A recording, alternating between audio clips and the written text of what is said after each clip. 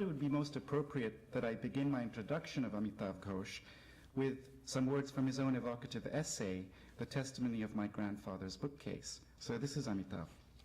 The walls of my grandfather's house were lined with rows of books, neatly stacked in glass-fronted bookcases. When the bookcases were disturbed in my absence, it was usually not for their contents, but because some special occasion required their cleaning. If the impending event happened to concern a weighty matter, like a delicate marital negotiation, the bookcases got a very thorough scrubbing indeed. And well they deserved it, for at such times they were important props in the little plays that were enacted in their presence. They let the visitor know that this was a house in which books were valued. In other words, that we were cultivated people. This is always important in Calcutta, for Calcutta is a bookish city. And then as he goes on, we find out something more about what these valued books are. Although no one had ever articulated any guidelines about them, so far as I know, there were in fact some fairly strict rules about the books that were allowed onto those shelves. Textbooks and school books were never allowed, nor were books of a technical or a professional nature, nothing to do with engineering or medicine or law, or indeed any of the callings that afforded my uncles their livings. In fact, the great majority of the books were of a single kind. You guessed it, they were novels. There was some poetry too, but novels were definitely the mainstay. In his words, the novel sails as literature's flagship. What is especially fitting is that we host Amitav Ghosh here in the guise of, I would say, the universal novelist for this conference.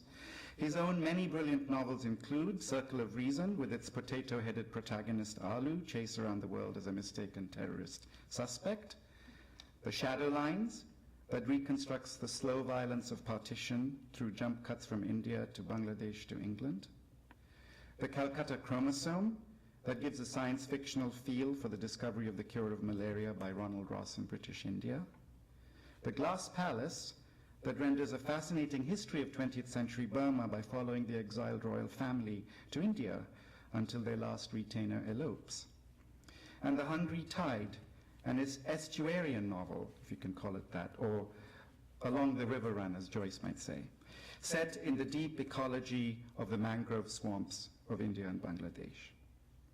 More recently, Ghosh has already published 2 of the 3 novels of the magnificent Ibis trilogy, Sea of Poppies and River of Smoke, set during the fascinating period of the Opium Wars that throws a motley crew of shipmates from various continents together in China. Ghosh's novels can be more properly described in this context as post-imperial rather than post-colonial, featuring oceanic exchanges rather than just territorial consolidations. The Ibis novels feature a discrepant cosmopolitanism from below, a grumbling hive of transchronic, multicultural, and anti-teleological exchanges that occur through the serendipitous encounters of Jahaj Bhais or shipboard siblings. Ghosh's careful training as an anthropologist and the meticulous archival research of the background sources to his fictions makes him a modern-day historical novelist. In Ghosh's oeuvre, one detects a post-romantic strain, more sophisticated and urbane than either Scott or Bunkim could have rendered in their times. There is a deep attention to the woundings and the ruptures of history, to the teasing out of unexplored possibilities, and to the faint echoes of the counterfactual and conjectural histories more fulsomely present in the historical novel genre.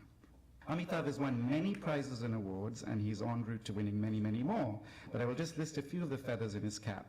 The Prix Médicis Étrangère, the Sahitya Academy, the Arthur C. Clarke Award for the science fiction Calcutta Chromosome, the Frankfurt Book Fair e-book award, the Padma Shri, which is a high honor given by the Indian government, the Grinzane Cavour Lifetime Achievement Award from Italy, the Asian American Literary Award, the Crossword Book Award twice, the India Plaza Golden Quill Award, the Dan David Prize, the Blue Metropolis International Literary Grand Prix, and this goes on and on.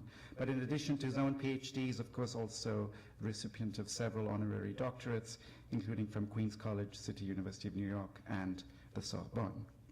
Today's talk is entitled The Novel as a Portal of History. Please welcome Amitav Ghosh.